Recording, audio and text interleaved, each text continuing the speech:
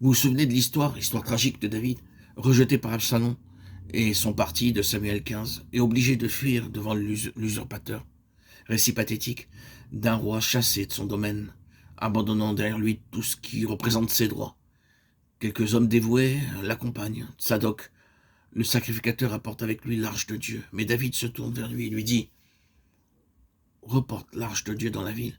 Si je trouve grâce aux yeux de l'Éternel, il me ramènera et me fera voir l'arche et sa demeure. » Ce qui revient à dire, si nous lisons entre les lignes, quand je reviendrai dans la ville, dans ce lieu d'où je suis chassé, maintenant j'aurai au moins quelque chose de sympathique pour m'accueillir.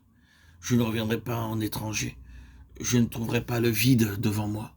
Je ne reviendrai pas comme un homme sans feu ni lieu. Je reviendrai à quelque chose qui me touche de près et qui est avec moi. Tu es un avec moi, Tsadok, je le sais, et tu voudrais que je t'emmène. Mais retourne dans la ville, et quand je reviendrai à quelque chose qui est pour moi. C'est le principe que nous avons ici.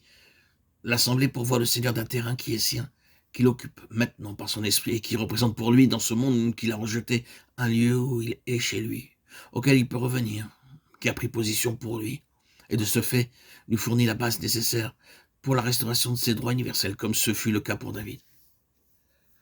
C'est pour cela que le Seigneur aimerait avoir l'Église, qui est son corps, ainsi constitué, en rassemblements locaux, en assemblées jalonnant la surface de la terre. Elles attestent ses droits dans un monde qui les conteste et les dénie. Par leur présence, elles déclarent en substance, oui, dans ce monde, ce sont ses droits qui sont les droits suprêmes, ce ne sont pas ceux de l'usurpateur. Elles entretiennent ce témoignage, et c'est à cette base-là qu'il revient. C'est là qu'il trouve l'instrument dont il a besoin pour recouvrer ses droits, droits qui lui ont été disputés et dont il a été dépouillé. Ce n'est pas peu de choses de recevoir le Seigneur. S'il revient là où il a été reçu, c'est parce qu'il est là chez lui. Aussi, vous comprenez pourquoi le diable s'acharne contre l'expression locale du témoignage pour tâcher de la détruire, pour réduire à néant ces petits groupes d'enfants de Dieu qui sont unis à lui par une vie qui n'est pas d'ici-bas. C'est parce qu'ils représentent ses droits, les droits du Seigneur, et leur présence même est pour l'usurpateur une constante négation de ses droits à lui. L'arche du témoignage est là, et tant qu'elle est là, ayant partie liée avec le Seigneur, le triomphe de l'usurpateur ne peut pas être universel.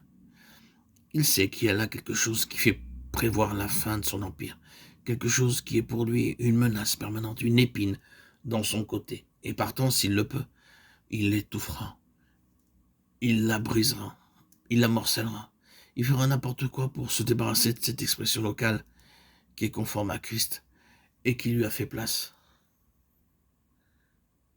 Voilà ce que devrait être l'Église dans chaque endroit où elle est représentée. Voilà ce que devrait être chaque croyant ici-bas. Une base pour le Seigneur sur la terre. Une attestation de sa souveraineté et de ses droits imprescriptibles. Recevoir le Seigneur, c'est le pourvoir de tout cela. Ainsi, nous voyons qu'avec Béthanie, le tout premier pas entraîne des conséquences qu'on peut à peine mesurer. Il représente un principe d'une importance incalculable.